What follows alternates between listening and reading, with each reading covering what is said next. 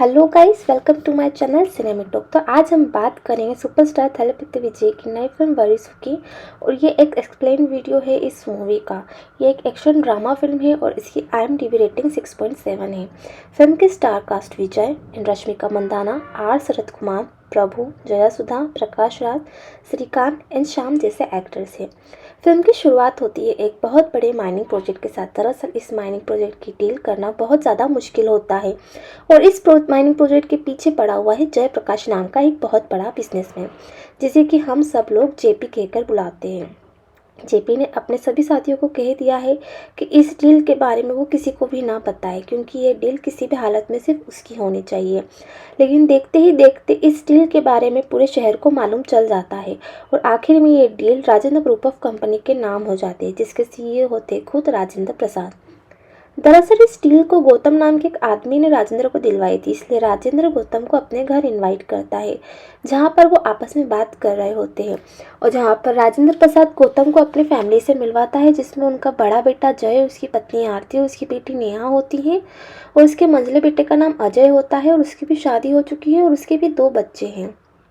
जिसके बाद गौतम राजेंद्र को उसके छोटे बेटे के बारे में पूछते हैं, तो यहाँ पर राजेंद्र जी उसे कहते हैं कि वो हमारे साथ नहीं रहता और ये सीन यहीं पर कट होता है। जिसके बाद राजेंद्र जी के छोटे बेटे को दिखाया जाता है, जो कि राजेंद्र जी के साथ नहीं रहता, जिसका नाम विजय होता है। दरअसल विजय अपने पिता के साथ इसलिए नहीं रहता क्योंकि वो हमेशा अपनी मनमानी करते हैं, लेकिन विजय अपनी माँ से कांटेक्ट में रहता है और हमेशा उनसे बात करता है। हालांकि विजय की माँ अपने पति से चोरी छुपे विजय से बात करती है।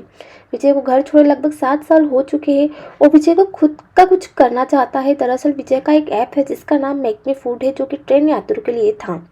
जो ट्रेन में बैठा हुआ व्यक्ति, कोई भी व्यक्ति इस ऐप को खोलेगा और खाना ऑर्डर करेगा तो अगले स्टेशन पर उसे खाना मिल जाएगा। लेकिन इस ऐप के लिए उसे ढेर सारी फंडिंग चाहिए थी, जो कि उसके पास नहीं थी। जिसकी बात कहानी 7 साल पीछे शिफ्ट होती है और यहाँ पर हमें बताया जाता है कि आखिरकार विजय ने घर क्यों छोड़ा।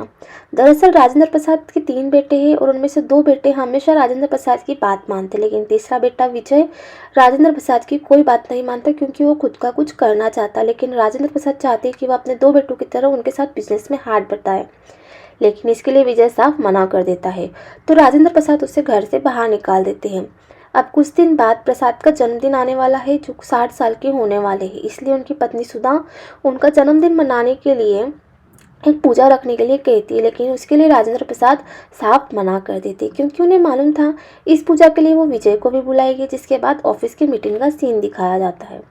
दरअसल एक टेंडर निकलने वाला है और राजेंद्र प्रसाद चाहते कि ये टेंडर भी उन्हीं के नाम हो, लेकिन जेपी भी इस टेंडर के पीछे पड़ा हुआ था। इसलिए राजेंद्र प्रसाद अपने दोनों बेटों से कह देते हैं कि उन्हें ये टेंडर किसी भी हालत में चाहिए। जिसके बाद उनका एक दोस्त उनके पास आता है और उन्हें कहता है कि वो बहुत ज़्यादा बीमार है। दरअसल राजेंद्र प्रसाद को 4th स्टेज का कैंसर हो चुका है। अब उनके पास सिर्फ 8 महीने ही बचे हैं और ये सुनने के बाद तो राजेंद्र प्रसाद के पैरों तले जमीन खिसक जाती है।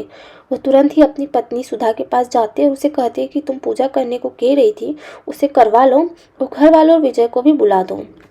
तो सुधा बिना देर किए वो विजय को कॉल करती है और तुरंत ही घर आने को कहती है, लेकिन विजय जिद्दी था और उनकी बात मानने से मना कर देता है, क्योंकि उसे घर छोड़े हुए 7 साल हो चुके थे। लेकिन अपनी माँ के कहने पर विजय को घर आना ही पड़ा। आने पर वो देखता है कि घर का हाल बहुत ज़्यादा बुरा था। घर का बहुत ज़्यादा बुरा हाल था। बाहर से भले ही ये फैमिली एक कुशल फैमिली और जॉइंट फैमिली लगती हो, लेकिन घर के अंदर का माहौल बहुत ज़्यादा अलग था और धीरे धीरे घर के पोल भी खुलना शुरू हो जाती हैं। जिसमें एक पार्टी में बड़े बेटे जय को पता चलता है कि उसके एक पराई से औरत से संबंध है और मझले बेटे बारे में पता चलता है उसने किसी इंसान से 400 करोड़ का कर्जा लिया था और अब ब्याज सहित 550 करोड़ का हो चुका है। और दूर से ये सब जय भी देख रहा था। उनकी ये सारी प्रॉब्लम को वो पूरी तरह समझ चुका था। जिसके बाद ही एंट्री होती है फिल्म की हीरोइन रश्मिका मंदाना की, जिनका फिल्म में भी नाम रश्मिका ही है। दरअसल फिल्म में रश्मिका जय की पत्नी आरती की बहन है और यहाँ पर उसे भी पता चल चुका है कि उसका जीजा का किसी और के साथ अफेयर है और वो उनके यहाँ कुछ दिन गुजारती है। जिसके बाद उसकी मुलाकात विजय से होती है और यहाँ पर वो विजय को बताती है कि उसका दीदी और जीजा जी की शादी के दिन ही उस पर क्रश है और उसे पसंद करती है और यहाँ पर उससे प्यार का इजहार भी कर देती है। तभी राजेंद्र को एक बड़ी मुश्किल में फंस चुके हैं, क्योंकि उनके दोनों बेटों ने अपने बिजनेस को संभालने लायक नहीं थे और इसी चीज़ को लेकर जेपी भी बहुत ज़्यादा खुश था। और राजेंद्र प्रसाद की कंपनी से कुछ टेंडर का डेटा लीक हुआ था और जेपी के द्वारा उन्हें पता चलता है कि दरअसल ये राजेंद्र प्रसाद के मंझले बेटे जय ने लीक किया था। ये सुनने के बाद तो राजेंद्र प्रसाद पूरी तरह दंग रह जाते हैं। तो अब यह सुनने के बाद राजेंद्र प्रसाद के दिमाग में सिर्फ विजय का ही नाम है, क्योंकि विजय ही वो आदमी है जिसने अभी तक राजेंद्र प्रसाद को धोखा नहीं दिया। जिसके बाद राजेंद्र प्रसाद जब अपने बेटे विजय को कहते हैं कि क्या वो बिजनेस को संभालने लगेगा, लेकिन तुरंत मना कर देता है। जब वो घर से निकल जाता है, बीच रास्ते में राजेंद्र प्रसाद का दोस्त उसे मिलता है और उसे बताता है कि राजेंद्र प्रसाद को 4th स्टेज का कैंसर हो चुका है और अब उनके पास सिर्फ 8 ही महीने बचे हैं। ये सुनने के बाद तो विजय पूरी तरह आंखें खुल जाती है और वो घर वापस आ जाता है और अपने पिता से कहता है कि वो बिजनेस को ज़रूर संभालेगा और आज के बाद इस घर को छोड़कर कभी कहीं नहीं जाने वाला। फिर अगले दिन से विजय ऑफिस के लिए निकल पड़ता है, जहाँ पर वो ऑफिस के सारे काम को अच्छी तरह से संभालने लग जाता है। और जब ये बात जय और अजय को पता चलती है तो वो पूरी तरह बौखला उठते हैं, क्योंकि उन्हें ऐसा लग रहा था कि शायद बिजनेस को हम ही चलाएंगे, लेकिन उनके पिता ने विजय को इस कंपनी का CEO बना दिया था, जो कि उन भाइयों को बिल्कुल भी पसंद नहीं था। इसलिए वो दोनों अपनी फैमिली लेकर घर छोड़कर चले जाते हैं। तो विजय के CEO बनने के बाद उसके ऊपर कई सामने हमले हुए, लेकिन वो इन सारे मामलों को चुटकियों में सॉल्व कर दिया करता था। कुछ दिन बाद बोर्ड ऑफ डायरेक्टर की एक मीटिंग होनी थी, जिसके द्वारा इस कंपनी का CEO चुना जाना था। CEO बनने के दावेदार जय था, क्योंकि कंपनी के सारे लोग जय की बात माना करते थे, क्योंकि वो इतने सालों से उस कंपनी में काम कर रहा था। विजय के सामने प्रॉब्लम थी कि आखिरकार वो उन सारे लोगों को कैसे अपने साइड करे। तभी उसके दिमाग में एक आइडिया आता है और मीटिंग में बैठे सारे लोगों की पोल खुलना शुरू कर देता है। इसलिए ना चाह के भी उन सभी लोगों को विजय की बात माननी पड़ती है। अगला CEO वही बनता है। अब कुछ दिन बाद हम देखते हैं कि माइनिंग कंपनी का जो टेंडर राजेंद्र की कंपनी के पास था, उसमें बोर्ड ऑफ डायरेक्टर की एक जगह खाली हो चुकी है। इसलिए अब ये टेंडर फिर से निकला जाने वाला था और उसे पाने के लिए अब बड़े बड़े बिजनेसमैन भी उतारू हो जाते हैं। जो भी इस टेंडर को लिए फंडिंग और देगा, ये टेंडर उसी के नाम हो जाएगा।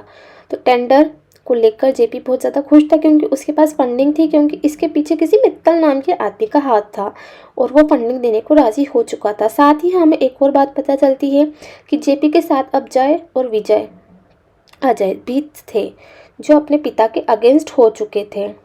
आगे हम देखते हैं कि ये टेंडर अब जेपी को मिलने वाला था और विदेश से मिस्टर मित्तल भी आ चुके थे। मिस्टर मित्तल जेपी को बताते हैं कि ये मेरा पैसा वो नहीं दे रहे हैं, बल्कि उनका बॉस दे रहा है और वो भी मेरे साथ आए हुए हैं और वो कोई बॉस और कोई नहीं, जबकि विजय ही रहता है। दरअसल ये सब कुछ विजय की ही चाल थी। उसे मालूम था कि ये सब लोग मिस्टर मित्तल के भरोसे हैं, जिसके बाद ये टेंडर विजय का हो जाएगा, उसी कंपनी का हाथ से निकल जाएगा, जिसके बाद ये माइनिंग कंपनी फिर से चालू हो जाती है और काम धुआंधार तरीके से चलना शुरू हो जाता है, जिसमें की वजह अपने सारे वर्क्स के पूरी तरह से ध्यान रखता है और जेपी की एक बार फिर से हार हो जाती है। आगे हम देखते हैं कि जय की बेटी नेहा गुम हो चुकी है और उसे ढूंढने के लिए पुलिस वाले भी पीछे पड़े हुए हैं। वो काफ़ी इन्वेस्टिगेशन करते हैं, लेकिन उन्हें नेहा कहीं नहीं मिलती। जिसके बाद नेहा के फ्रेंड से पूछताछ की जाती है तो उन्हें पता चलता है कि वो किसी लड़के के साथ गई थी।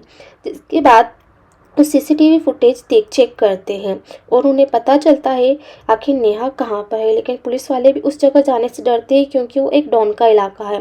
लेकिन विजय वहाँ पर निडर होकर पहुँच जाता है, उन सभी को मारकर नेहा को सही सलामत बचा कर ले आता है। नेहा को सही सलामत बचा कर लाने के बाद जब जय की पूरी तरह आँख खुल जाती है, यहाँ पर विजय उसे कहता है 14 साल की लड़की तुम्हारी गायब हो गई थी, इसलिए तुम इतने परेशान हो गए थे, लेकिन तुम्हारे पिता को आज जिन्हें सबसे ज़्यादा ज़रूरत है, आज तुम गायब हो रहे हो तो उन्हें कैसा लग रहा होगा। वहीं और तब दूसरी ओर सबको पता चलता है कि राजेंद्र प्रसाद को खून की उल्टी हुई है और अब वो हॉस्पिटल में एडमिट हो चुके हैं और उनकी आखिरी इच्छा यही है कि मेरे परिवार के सारे लोग सभी साथ रहे और मिलजुल कर खुश रहे।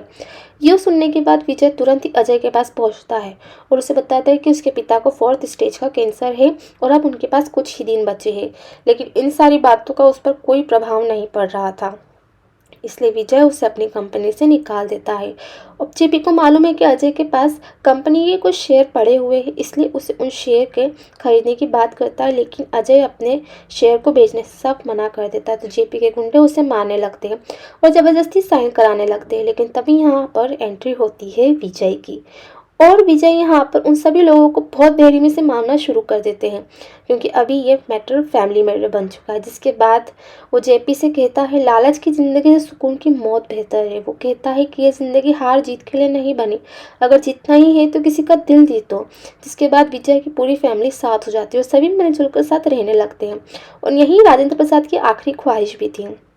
और आगे जाकर हम देखते हैं कि राजेंद्र प्रसाद की कुछ दिनों के बाद मृत्यु हो जाती है। जब राजेंद्र प्रसाद की मृत्यु हो जाती है तो तीनों भाई एक साथ उसका अंतिम संस्कार करते हैं और उसकी अस्थियों को वाराणसी में बिखेर देते हैं और फिल्म यहीं खत्म हो जाती है। तो वरुण जल्द ही अमेजोन प्राइम पर आने वाली है। मुझे तो यह फिल्म बहुत अच्छी लगी। आप भी देखिए और नीचे कमेंट बॉक्स में कमेंट करके बताइए आपको ये मूवी कैसी लगी। और हाँ, अगर आपने मेरे चैनल को सब्सक्राइब नहीं किया है तो जल्दी से सब्सक्राइब कर लीजिए, साथ ही बेल आइकन को क्लिक करें ताकि न्यू वीडियो की अपडेट मिलती रहे। आज के लिए इतना ही, जल्द लौटूंगी एक और नई मूवी के साथ। तब तक के लिए बाय बाय।